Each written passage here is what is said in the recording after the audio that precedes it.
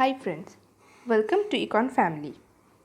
In our last video, we discussed about the constituents of economic drain. Today we are going to discuss about the consequences of economic drain. So we know that the transfer of resource from India to England, either without getting anything in return or getting only a disproportionately small part of such transfer of resource, has come to be described as the drain of India's resources. The drain of resource from India to England had far-reaching effect on the Indian economy.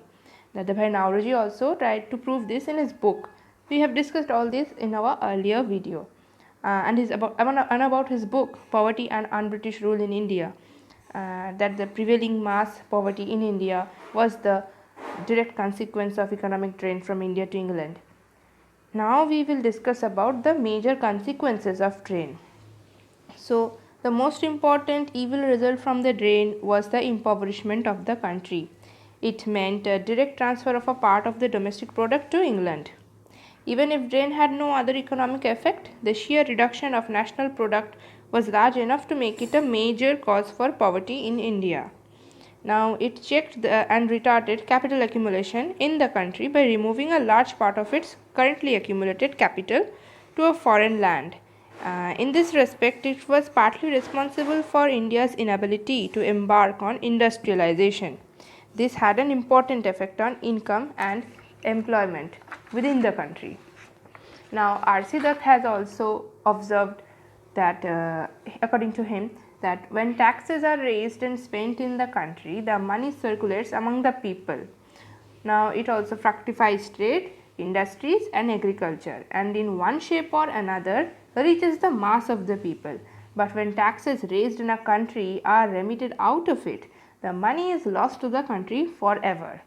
Now, in short, the multiplier effect of the investment were lost to the country because of the drain. The drain facilitated the penetration and exploitation of India by foreign capital. Now, how? This is being discussed in the second point. So, firstly, by preventing the accumulation of capital in India. The drain permitted foreign capitalists to come to the country without having to face indigenous competition. They therefore monopolized and reaped all the advantages of India's material resources. And secondly, the drain acted as a major source of the accumulation of British capital invested in India, because a large part of the drain was brought back to India as foreign capital. And then third point is about public debt policy, payments of annual interest, increasing tax burden. Now how? So, the public debt policy of the government and payment of annual interest on them meant increasing tax burden on the Indian people. Now, highly regressive taxation was imposed on the people for servicing the government of India's debt. It raised in England. Okay.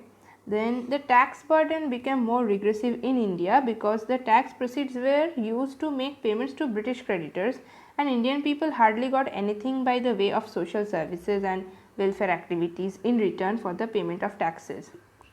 And then fourth point is the worsening of India's terms of trade.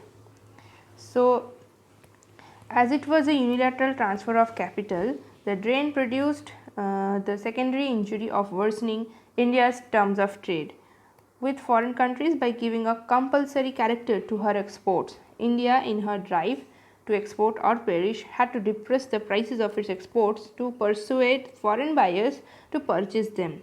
This was an additional loss to her. Then fifth point is that the government concerns for meeting its ever increasing home charges was another reason. It was in fact a predominant factor in shaping India's currency policy. Then the tying of the rupee to the chariot wheel of the sterling since 1989 to 1899, and efforts since then to maintain the sterling value of the rupee stable at an artificial rate, maintenance of sterling reserves in London, refusal to accept devaluation as a measure to lift the economy out of the depths of the world depression, and refusal to stop unprecedented exports of distressed gold, etc. Now, all these arose from the government to be able to pay home charges. The last point is about land revenue exploitation leading to agricultural stagnation. So how we are going to explain this? So financially the drain was made directly from the public revenue, whose largest constituent was land revenue. Cultivators had to sell a large part of their produce to pay land revenue. This produce was exported because the country had to create the required export surplus. Thus, though the mechanism of land revenue, the peasant was forced both to pay for the drain and to provide the agricultural products through which it was remitted.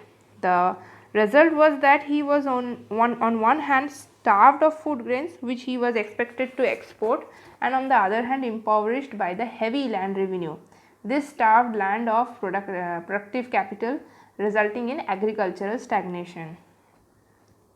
So we can conclude that the drain is a remarkable illustration of the operation of imperialism. It exposed, as nothing else could, the exploitative nature of the British rule, and in the process it lays bare one of the most important causes responsible for a condition of abject poverty and destitution. Thanks for watching. Hope you like it. If you like it, don't forget to like, share it, subscribe for getting notifications of future uploads.